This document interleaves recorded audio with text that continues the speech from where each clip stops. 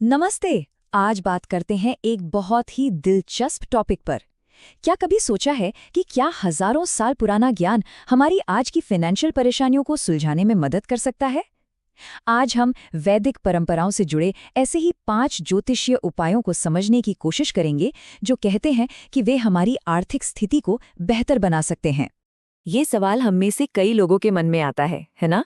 Financial security की तलाश में हम अक्सर नई नई चीजें ढूंढते हैं, लेकिन क्या हो अगर कुछ जवाब हमारे अतीत में ही छिपे हो? तो चलिए आज इन्हीं पारंपरिक मान्यताओं की गहराई में उतरकर इस सवाल का जवाब ढूंढने की कोशिश करते हैं। तो चलिए शुरू करते हैं। सबसे पहले बात करते हैं उन रोजमर्रा के अभ्यासों की जिन्हें पॉजिटिव एनर्जी बढ़ाने और समृद्धि के लिए एक मजबूत नींव तैयार करने के लिए बहुत जरूरी माना जाता है। तो पहला उपाय बहुत ही सरल लेकिन कहते हैं बहुत शक्तिशाली है। सूर्य देव को जल चढ़ाना। करना क्या है? एक तांबे का लोटा लेना है, उसमें साफ पानी भरना है और उसमें थोड़ा सा कुमकुम और एक लाल फूल डालना है और बस सुबह नहाने के बाद ये जल सूर्य देव को अर्पित करना है। अब सवाल ये है कि भाई इस छोटे से काम के पीछे ज्योतिष का क्या लॉजिक है? तो देखिए, ज्योतिष में ना सूर्य को सफलता और तरक्की का कारक माना गया है। तो ऐसी मान्यता है कि ये रोज का अनुष्ठान हमारे करियर के रास्ते में आने वाली रुकावटों को दूर करने में मदद कर सकता है।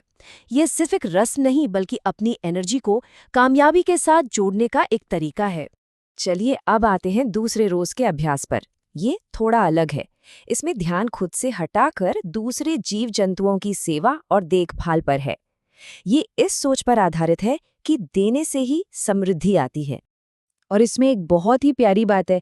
परंपरा ये कहती है कि घर में जो सबसे पहली रोटी बने ना, उसे गाय के लिए निकाल देना चाहिए। ये सिर्फ एक काम नहीं है, बल्कि ये शेयरिंग की भावना और सभी जीवों के प्रति सम्मान का एक बहुत ही सुंदर प्रतीक है। और ये जो सेवा की भावना है, ये सिर्फ गाय तक ही सीमित नहीं है। पक्षियों को दाना डालना, चींटियों को आटा खिलाना, ये सब इसी का हिस्सा है। और इन छोटे छोटे कामों का फायदा क्या है? माना जाता है कि इससे नवग्रहों के यानी जो 9 ग्रह हैं, उनके बुरे प्रभाव कम होते हैं और घर में सुख समृद्धि आती है। तो ये तो हो गए रोज करने वाले काम। अब आगे बढ़ते हैं और बात करते हैं उन उपायों की जो हफ्ते के कुछ खास दिनों से जुड़े हैं, जो हमें जिंदगी में एक अनुशासन और लय बनाए रखने की अहमियत भी सिखाते हैं। जैसे कि शुक्रवार का दिन। ये दिन माँ लक्ष्मी का माना जाता है, जो धन और समृद्धि की देवी हैं। तो इस दिन विधि विधान से उनकी पूजा करने और उन्हें कमल का फूल चढ़ाने के लिए कहा जाता है, जो पवित्रता का प्रतीक है। और हाँ, जो लोग किसी बड़े फाइनेंशियल क्राइसिस से गुजर रहे हैं, उनके लिए श्री सूक्त या कनक धारा स्तोत्र का पाठ करना बहुत असरदार माना गया है।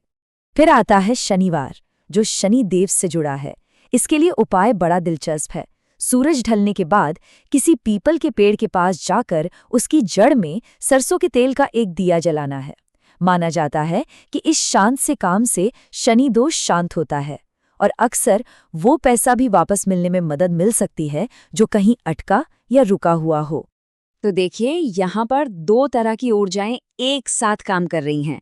एक तरफ शुक्रवार है, जो माँ लक्ष्मी के जरिए धन को अपनी ओर खींचने पर जोर देता है, और दूसरी तरफ है शनिवार, जो शनिदेव के जरिए रास्ते की रुकावटों को हटाने का काम करता है। मतलब एक आकर्षित करता है तो दूसरा रास्ता साफ करता है। दोनों के मकसद और काम करने का तरीका बिल्कुल अलग है, पर दोनों ही अपनी अपनी जगह जरूरी हैं। चलिए अब एक खास उपाय की बात करते हैं। ये सिर्फ पैसा कमाने के बारे में नहीं है, बल्कि कमाए हुए पैसे को बचाने, उसे सहेजने के बारे में है। इसके लिए क्या करना है? एक साफ लाल रंग का कपड़ा लीजिए। अब इसमें या तो कमल के 11 बीज, जिन्हें कमलगट्ठा भी कहते हैं, या फिर पीली हल्दी की 5 गांठें रखिए। फिर इनको कपड़े में अच्छे से बांधकर इनकी पूजा कीजिए और इस पवित्र पोटली को अपनी तिजोरी में या जहां भी आप पैसे रखते हैं वहां रख दीजिए। तो इस पोटली के पीछे का आइडिया क्या है? इसका मकसद सिर्फ और पैसा खींचना नहीं है। इसका मुख्य काम है फिजूल खर्ची को रोकना।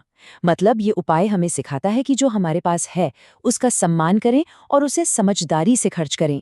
और अब आते हैं उस बात पर जो शायद इस पूरे विश्लेषण का सबसे जरूरी हिस्सा है, और वो ये कि इन सभी अनुष्ठानों को असल जिंदगी के एक्शन के साथ जोड़ना कितना जरूरी है। और ये बात सोर्स में बिल्कुल साफ साफ कही गई है।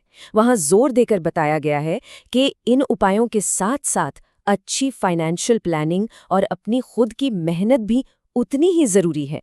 ये एक बहुत ज़रूरी रिमाइंडर है कि आस्था और कर्म दोनों को साथ लेकर चलना पड़ता है।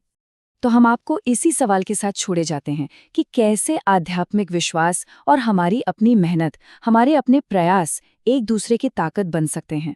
ये एक ऐसा सवाल है जिस पर हम सबको सोचना चाहिए। हमारे साथ जुड़ने के लिए बहुत बहुत धन्यवाद।